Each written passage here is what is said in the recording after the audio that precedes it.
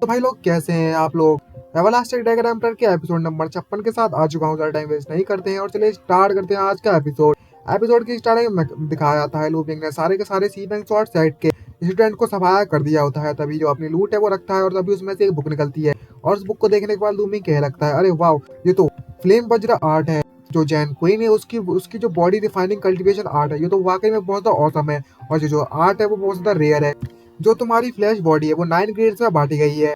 जो ग्रेड 1 की होती है वो बहुत ज्यादा वीकेस्ट होती है। जो ग्रेड 9 की होती है वो सबसे ज्यादा स्ट्रॉन्गेस्ट बॉडी होती है, वो भी फेयरली ऑक्सिलरी इफेक्ट के साथ। और इस टेक्निक की जो हाथ में मेरे है उसको अगर मैं इस्तेमाल करता हूँ तो कोई भी नॉर्मल बंदा ग्रेड 3 तक जा सकता है। अगर मैंने इस टेक्निक का इस्तेमाल किया और ग्रेड 3 तक पहुंच गया तो मेरी जो स्ट्रेंथ है वो एकदम से बहुत ज्यादा बढ़ जाएगी। आखिरकार इस बुक का नाम क्यों नहीं है कुछ भी। और तभी कुछ दो बुकें और पड़ी हुई होती हैं और तभी वो बुक को खोलता है और तभी उसमें देखता है और लूमी कहने लगता है, अच्छा तो अब समझ में आया, ये जो नोट है वो जेंगो के द्वारा थोड़ा हुआ लग रहा है, छोड़ा हुआ। और इस नोट में ऐसा लिखा हुआ है कि जो एक्सटेंड वॉल्केनो है वो उसमें फायर स्पिरिट मिलकर रखा हुआ है, जिसका जो इफेक्ट है सबसे ज्यादा ग्रेट इफेक्ट है वो बॉडी कल्टीवेशन के लिए है। और फ्लेम वज्र आर्ट बिल्कुल परफेक्ट बैठती है यहाँ पर अगर कल्टीवेट करो तो। तभी मैं कुछ दिन के सीन दिखाया जाता है कुछ देर के बाद का।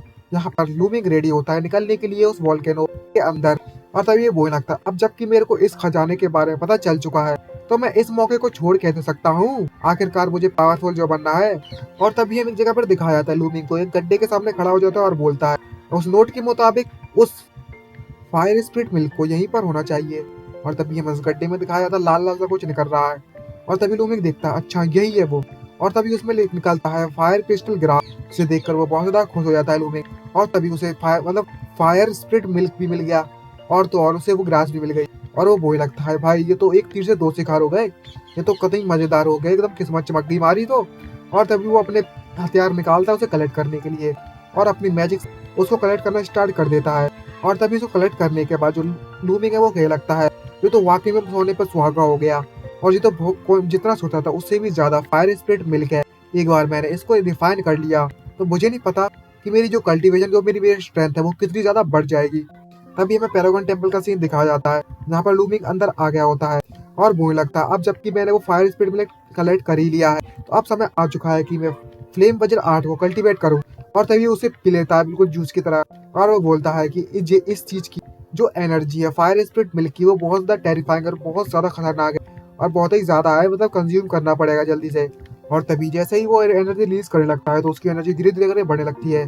तभी 2 घंटे बाद का सीन दिखाया जाता है और तभी लूमिंग क्या लगता है जो मेरी फ्लैश बॉडी है वो उसकी जो स्ट्रेंथ है पहले के मुकाबले काफी ज्यादा बढ़ चुकी है, तो इसका मतलब ये हुआ कि मुझे और ज्यादा पीना होगा दूध। अब वो फायर स्पिरिट मिल्क की बात कर रहा हूँ, तुम लोग गलत मत सोच लेना।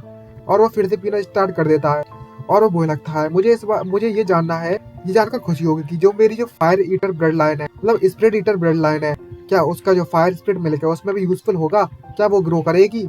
चलो आगे चल के पता चलेगा। और तभी ये पता चलता है उसकी ब्लड लाइन भी इंक्रीज हो जाती है और बोलने लगता है लूमिंग, जैसा कि मैंने उम्मीद की थी ये तो सच में काम करेगा। और वो बोलने लगता है, लेकिन मैं इस तरीके से इस फायर स्पिरिट मिल्क को रिफाइन नहीं कर सकता अपनी जो बॉडी है उसे इम्प्रूव करने के लिए।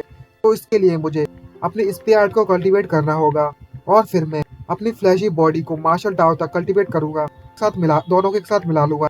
तभी हमें 20 दिन के बाद का सीन दिखाया जाता है जहाँ पर लूमिंग धड़ाधड़ कल्टीवेट कर रहा होता है दिल से लगाकर अपनी स्पेयर आर्ट को। और तभी लूमिंग कल्टीवेट करते हुए बोलने लगता है कि मेरी जो बॉडी की जो कल्टीवेशन है वो लेवल 2 तक पहुंच चुकी है, आई मीन ग्रेड 2 तक पहुंच चुकी है। लेकिन दूसरी तरफ से देखा जाए तो मेरी जो गैंग फायर स्पेयर आर्ट है वो लेवल 3 तक पहुंचने ही वाली है। ये तो वाकई में बहुत ज्यादा अच्छा है। तभी अचानक से हमें दिखाया जाता है उसकी बॉडी को कुछ होने लगता है और वो कपकपाने लगता है बहुत बुरी तरीके से। और हमें दिखाया जाता है कि वहां पर बहुत ज्यादा बब्बर मच गया है और सारे के सारे जानवर एक दूसरे रास्ता में भाग रहे होते हैं किसी चीज से डरकर। और तभी भाई जो लूमिंग है वो सरप्राइज होता है और बोलता है कि ऐसा हो सकता है कि जो वॉल्केनो वो फटने वाला है। तभी तभी तो सारे के सारे जितने भी जानवर है मॉन्स्टर है वो वहां से भाग रहे हैं और तभी वहां का जो वॉल्केनो वो पूरी तरीके से फट जाता है। और भाई ऐसे दिखा रहे हैं रोशनी निकल रही है, वॉल्केनो फटता है तो तबाही मच जाती है। खैर गोल्डन कलर की लाइट दिखा तो रहे हैं। और तभी हमें दिखाया था कुछ अजीब सा होने लगता है वहां पर और लूमिंग ये देखकर सरप्राइज होता है और बोलने लगता है, क्या ये सच में उस वोल्केनो एरप्शन की पावर है, ये तो वाकई में बहुत ज्यादा खतरनाक है, कुछ ज्यादा स्ट्रॉन्ग है।